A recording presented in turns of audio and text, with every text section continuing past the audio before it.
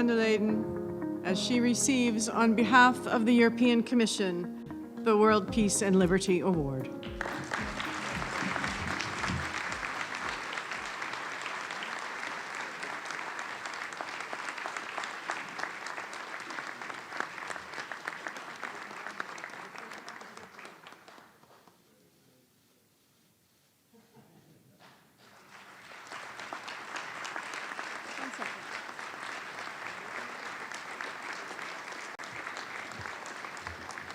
And I ask Vivian Redding and the Honorable Henry Molina, President of the Supreme Court of the Dominican Republic, please to join as well for a photo.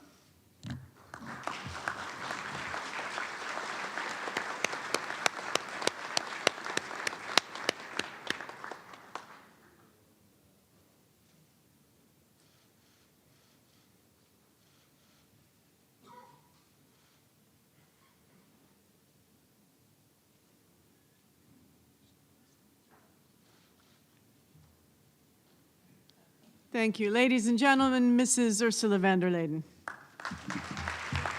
Your Majesty, dear Justin, my friend, thank you so much for your words.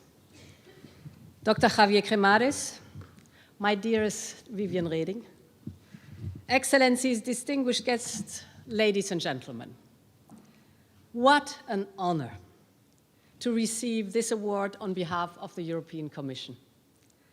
And this on the occasion of the 60th anniversary of the World Jurist Association, a network of jurists that would defend fundamental rights and the rule of law across the world as a contribution to global peace.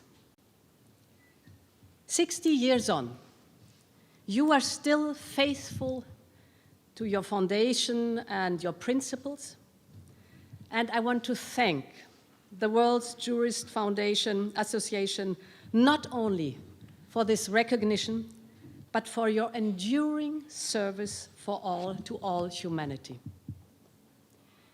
Peace through the rule of law. This is also the story of a united Europe. When World War II ended, Europe was in ruin and ashes, and European countries mortal enemies. 5 of them decided to forgive.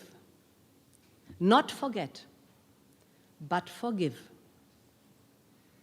They stretched out their hand to Germany and others, and over time invited them back into the circle of democracies.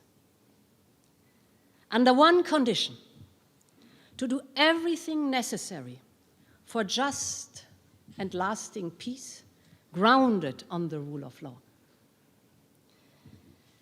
My father was 15 years old when World War II ended. His generation had grown up in Germany, surrounded by lawlessness, devastation, and the negation of human dignity. His country has brought death and destruction to the whole world. Around him was only shame and despair. And then the European idea was born.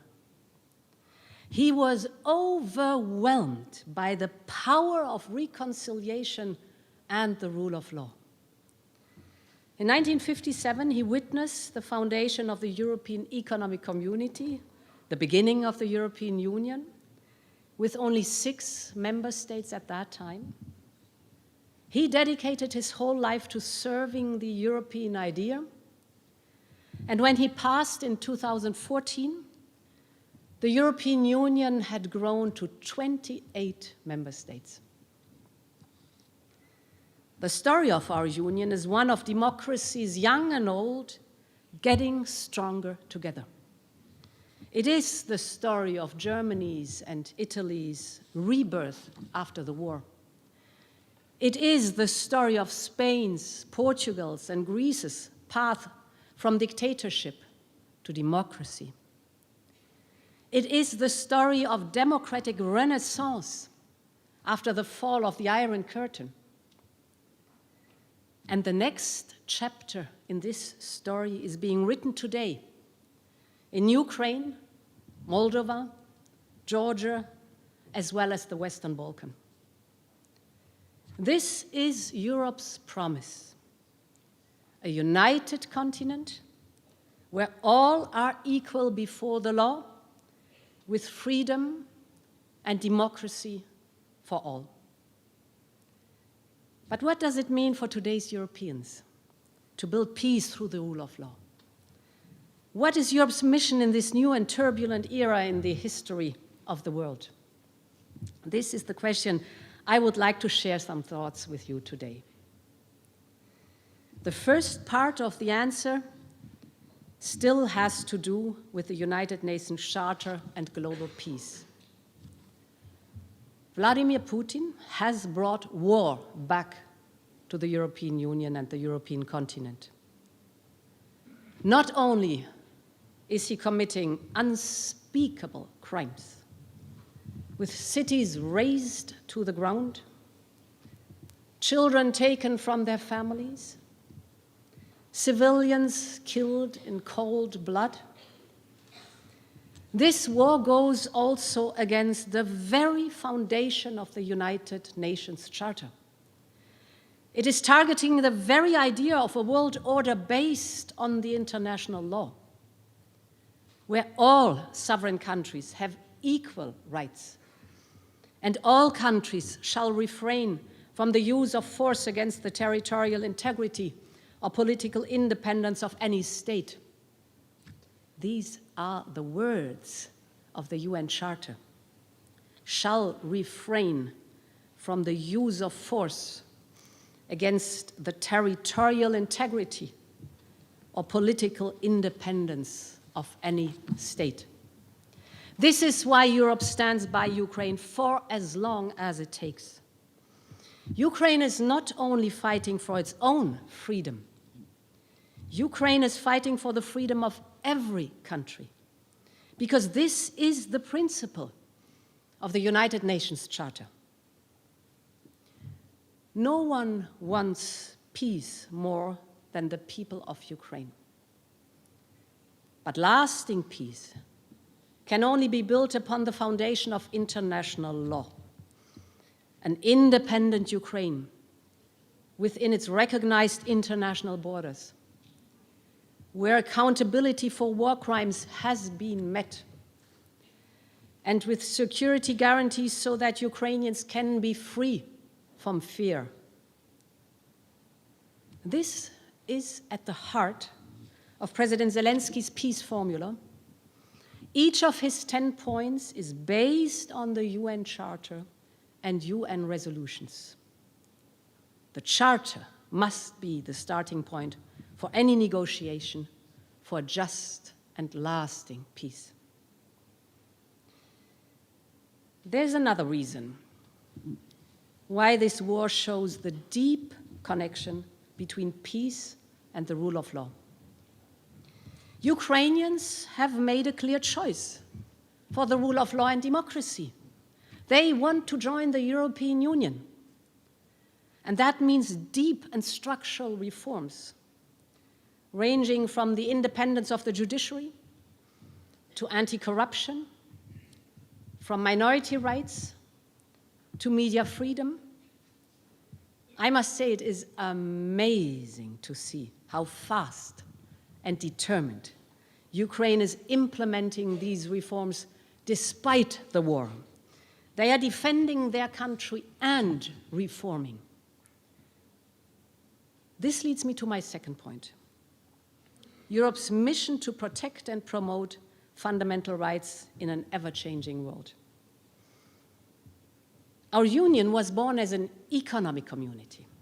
Then, step by step, our free trade area has evolved into a community of values.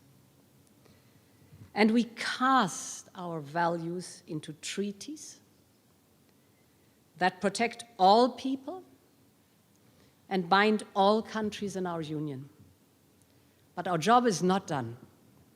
It is not enough to write down the promise of equal rights for all human beings. We must also live up to it every single day. Democracy is a constant work in progress, and our constitutional values must constantly be translated into action and guaranteed by the law. Let me mention 3 examples. First, think about the equality between men and women. It was already spelled out in clear terms in the Universal Declaration right after World War II. But what was the meaning of equality for the post-war generation? It meant freedom to study and to work, freedom from violence in the streets and at home, freedom to marry whomever you love. All of this still holds true today. But gender equality means so much more. It is the right to be a mother and to have a career. It is work-life balance and equal pay for equal work. It is opportunity to become a doctor or a judge, a soccer player, or president of the European Commission. It is the power to reach for the top and be anything you want to be in life. You're probably familiar with a quote by Justice Ruth Bader Ginsburg, who received this award in 2020, just months before she passed. She used to say that the beautiful words of the US Constitution, "we, the people," sounded very different in 1787. Back then, they only referred to white men with property. But then, little by little, we, the people, has become a more inclusive term. And her goal was to keep fighting, and I quote, "until we, the people, covers everyone who dwells in this fair land," end of quote. This is Europe's promise too. A union of equal rights for all the people of Europe. My second example. There is a new frontier of fundamental rights, and it is the digital space. It is a new world where our rules don't always apply automatically. Think about children's rights or consumer protection. But think also about artificial intelligence. Its potential benefits are immense, but it can be harmful, for example, if it is used to hire and fire employees or to monitor citizens through facial recognition. We need new laws to bring our eternal values in the online world. And Europe has been leading the way. We have been the first in the world to set rules for digital platforms, and now we are doing the same with artificial intelligence. This means that all companies that want to work on our market must comply with very high standards, standards that put individuals and their rights at the center. And at the same time, we are working with like-minded friends like Canada and the United States, but also Japan, Latin American countries, and India to develop equivalent rules so that technology enhances individual freedom, not the state's ability to control us. Third and final example. The European Union's founding treaties promise solidarity between generations. We have always believed that our children should not pay the price for our actions. But only recently have we understood the full meaning of these words. They mean that we must stop harming our planet to preserve it for our children and grandchildren. And 2 years ago, Europe became the first continent to turn this commitment into a climate law.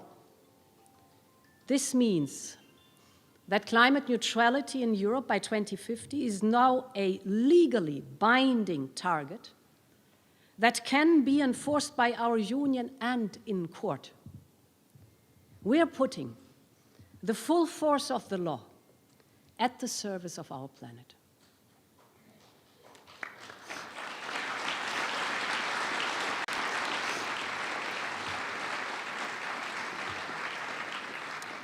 This is the role of the European Commission as the guardian of our treaties. We strive to stay true to the high values that our union is built upon. And we ensure that our values apply to all Europeans, men and women, young and old, of all colors, of all sexual orientations, of all faith and none. But we are not alone in this task. It is a responsibility that we all share. We share it with people like you, the judges, the lawyers, the academics, but also the activists, the human rights defenders, the consumer associations, and all the ordinary citizens who bring the law to life. You are the ones making sure that everyone's rights are truly equal, that our children are safe online, and that our climate protection laws are fully enforced. You are the backbone of our democracies. You are the backbone of our rule of law. It is thanks to you that the solemn words written years or decades ago in our charters, treaties, and constitutions turn into reality every single day. And this is the beauty of democracy. It is a great, ever unfinished symphony. And it is up to every new generation and each one of us to keep the music going. And this is also the beauty of our European Union. We are the children of great jurists, from Cicero to Montesquieu. We are the heirs of the post-war generation who built peace through the rule of law. But the best part of our history is still to be written. The path towards a more perfect union has only just begun. Thank you so much again for the prestigious prize. Long live you. Thank you.